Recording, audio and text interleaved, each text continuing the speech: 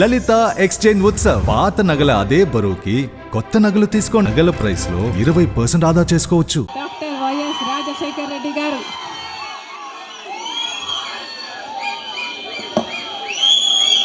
రెండు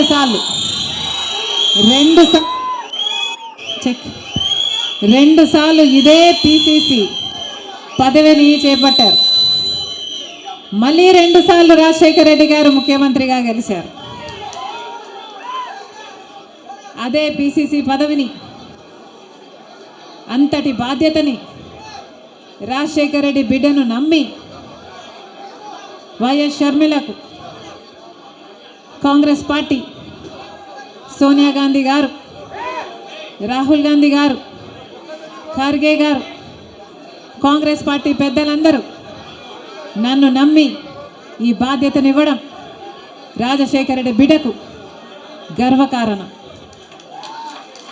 మరొక్కసారి చేతులు జోడించి ఇంత బాధ్యతను, ఇంత నమ్మకాన్ని నా మీద ఉంచినందుకు మరొక్కసారి కృతజ్ఞతలు చెప్పుకుంటుంది రాజశేఖర రెడ్డి బిడ్డ.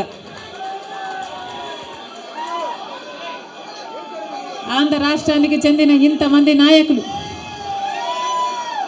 ఆంధ్ర రాష్ట్రానికి చెందిన ఇంతమంది కాంగ్రెస్ నాయకులు, కాంగ్రెస్ నమ్మకస్తులు,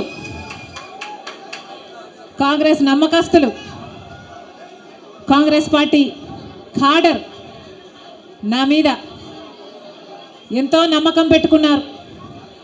నేను రావాలని, కాంగ్రెస్ పార్టీకి పని చేయాలి అని ఎంతోమంది త్యాగాలు చేశారు. వాళ్ళందరికీ మరొకసారి రాజశేఖర రెడ్డి బిడ్డ శిరస్సు వంచి చేతులు జోడించి మనస్ఫూర్తిగా నమస్కరించుకుంటాం.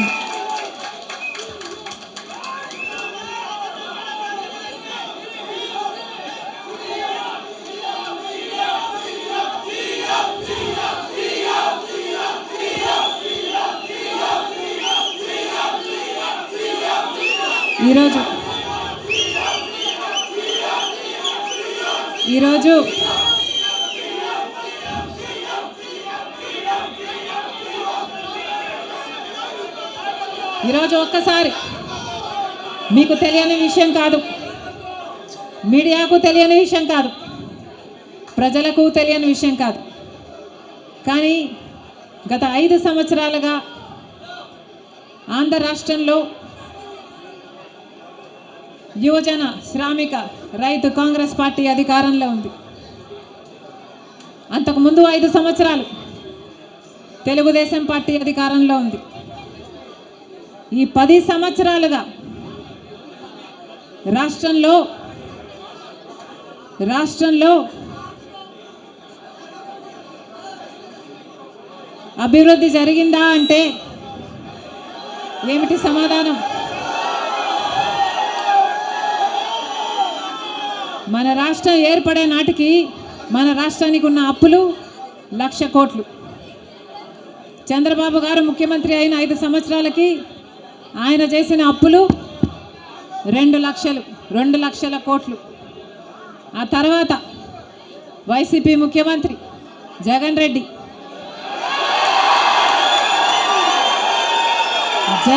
గారు చేసిన అప్పులు 3,00,000 కోట్లకు పైనే.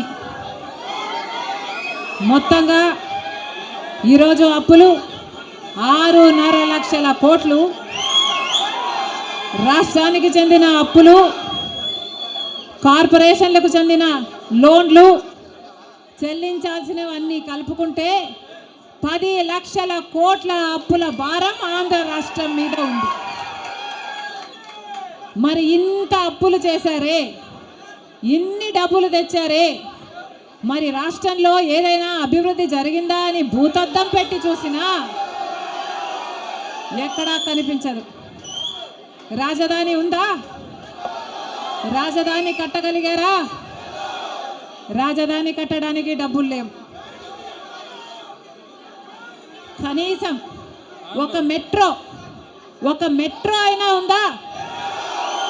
ఆంధ్ర రాష్ట్రంలో ఒక్క మెట్రో అయినా ఉందా? విజయవాడలో కనీసం ఒక్క మెట్రో అయినా ఉందా? ఎక్కడా లేదు, కనిపించదు.